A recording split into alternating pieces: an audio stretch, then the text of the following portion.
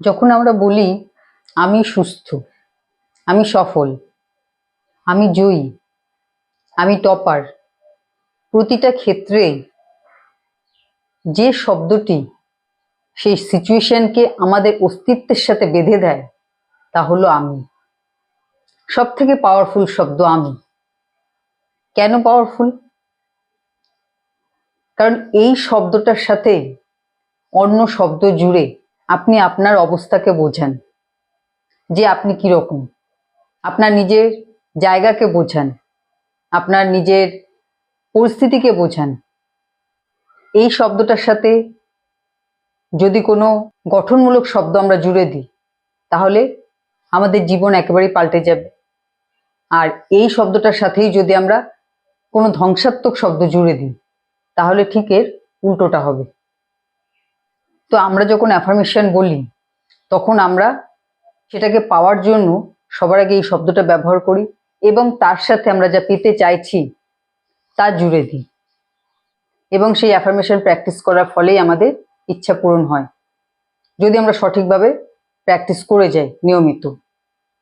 কারণ আজ আমাদের জীবন যেরকম চলছে সেটা কিন্তু আমাদের অতীতের চিন্তার ফসল। অতীতে আমরা যেরকম চিন্তা ভাবনা করেছি, যেরকম আমাদের বিচার ছিল, সেই অনুযায়ী আমাদের আজকের জীবন চলছে। আর আমাদের ভবিষ্যৎকে নির্মাণ করার সময় কিন্তু আজ।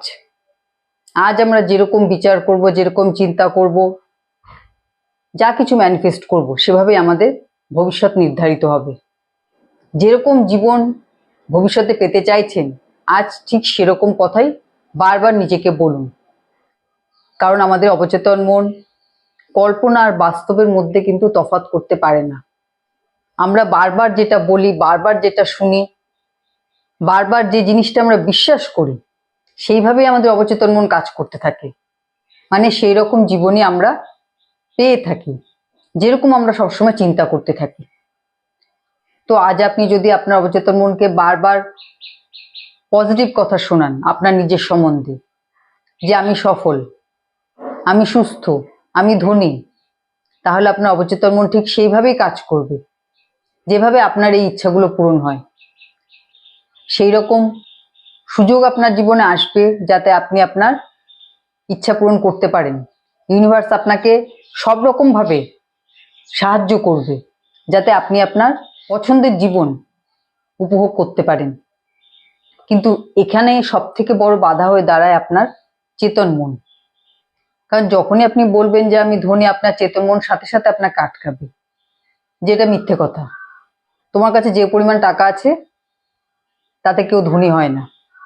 তো আপনাকে সেই সময় নিজের চেতন মনের কাছে মাথা নত করে দিলে হবে না, আপনাকে সেই সময় একদম স্ট্রং থাকতে হবে। এবং চেতন মনের এই বিশ্বাসকে অগ্রাহ্য করে আপনাকে আপনার অ্যাফার্মেশন বারবার বলে যেতে হবে, যে জিনিসটা আপনি পেতে চাইছেন বারবার বলতে হবে। এবং বারবার বলতে বলতে দেখবেন যে আপনার চেতন মন একসময় হার মানবে এবং আপনার অবচেতন মনে একটা স্ট্রং মেসেজ পৌঁছে যাবে যে আপনি কি ম্যানিফেস্ট করতে চাইছেন।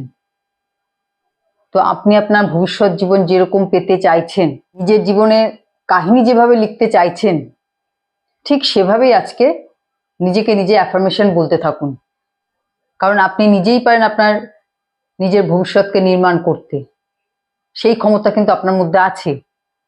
তো সেটাকে এবার কাজে লাগান, নিজেকে নিজে উৎসাহিত করুন যে আরো 5টা মানুষ যদি পারে তাহলে আপনি কেন পারবেন না।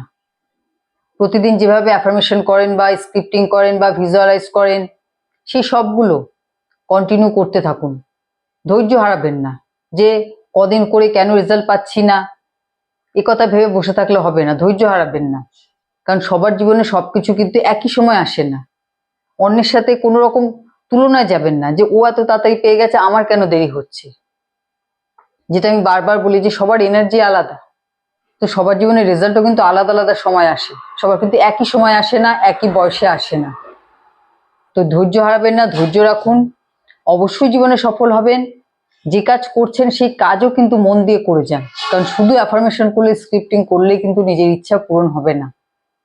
নিজের এনার্জিকে সঠিকভাবে কাজে লাগান। ঠিক আছে? তো আজকে ভিডিও এখানেই শেষ করছি, দেখা হবে পরের ভিডিওতে।